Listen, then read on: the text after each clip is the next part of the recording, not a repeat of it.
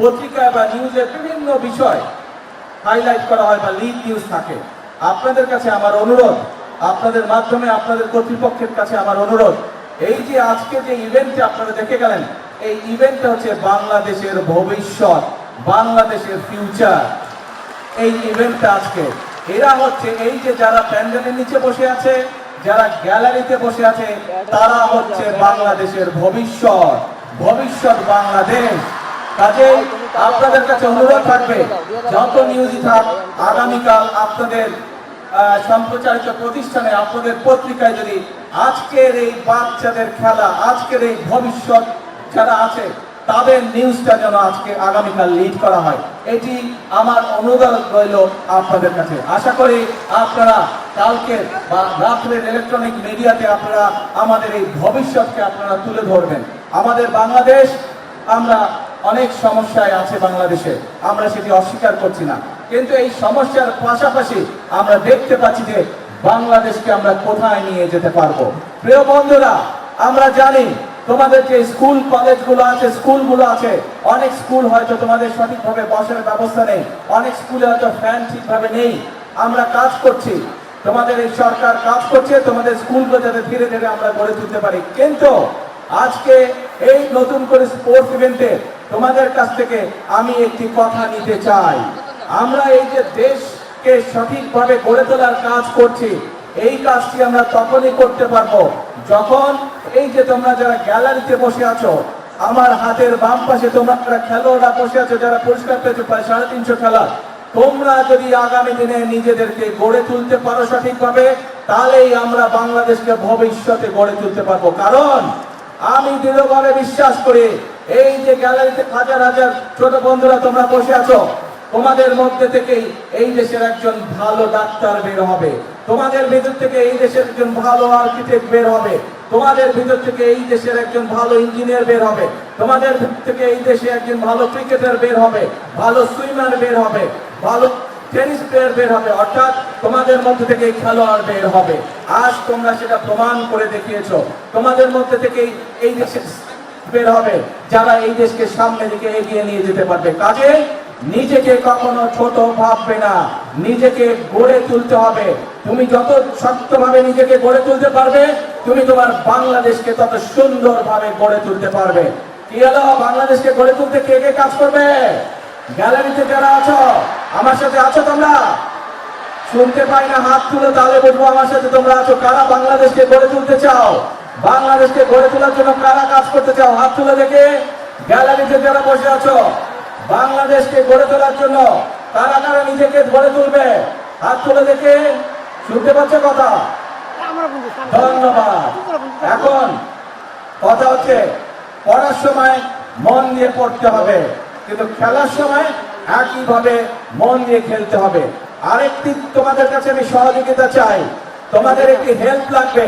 শুধু যে গ্যালারিতে যারা বসে আছো তারা না, নিশ্চয়ই এই অনলাইন বা টেলিভিশনের মাধ্যমে সারা বাংলাদেশে তোমাদের মতন সারা বাংলাদেশে আমাদের যারা ভবিষ্যৎ আছে, ছোট ছোট বন্ধুরা আছে, তোমাদের সকলের কাছে আমি একটি সহযোগিতা চাই, একটি সাহায্য চাই। সেটি কি সাহায্য?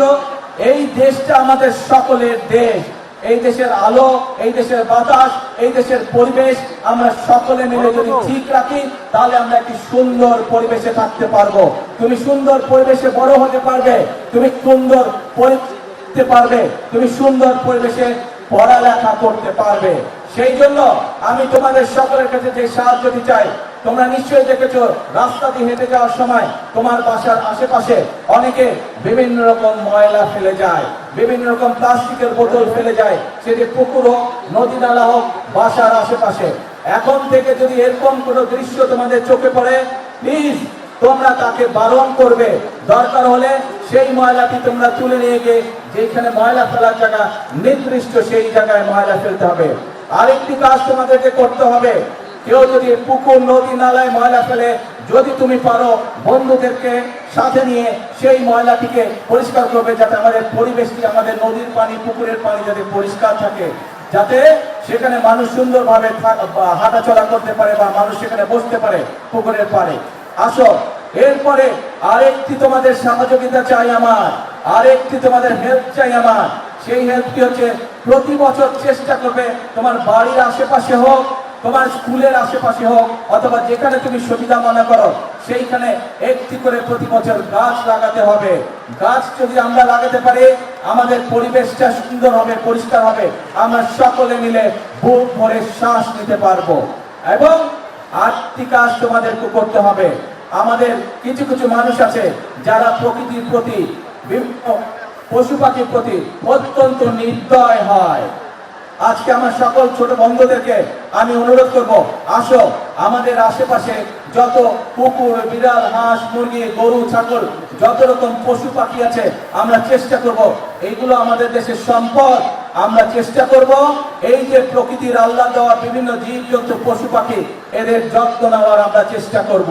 যত্ন যদি নিতে পারে অন্তত আমরা চেষ্টা করব তাদের যাতে কোনো প্রকার ক্ষতি হতে না পারে, সেই চেষ্টাটি আমরা করব। কি বন্ধুরা, আমাকে এই হেল্পটা করবে? তোমরা করবে? Thank you so much. আর শেষ কথা হলো, আজকের বক্তব্যের শেষ কথা হলো, আমরা আছি, তোমরা যে পড়ালেখা করতে চাইবে সরকার থেকে আমরা তার ব্যবস্থা করবো যাতে সে ভালো করে পড়ালেখা করতে পারে। তোমরা যে গান গাইতে চাইবে, যে ছবি আঁকতে চাইবে, যে খেলাধুলা করতে চাইবে, আমরা সব রকম তোমাদেরকে সহযোগিতা করার সর্বোচ্চ চেষ্টা করবে সরকার।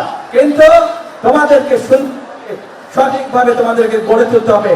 তোমাদের দিকে বাংলাদেশের ভবিষ্যৎ তাকিয়ে আছে, বাংলাদেশ তোমাদের দিকে তাকিয়ে আছে। তোমরা যদি নিজেদেরকে গড়ে তুলতে পারো আমরা একটা সুন্দর বাংলাদেশ গড়ে তুলতে পারবো।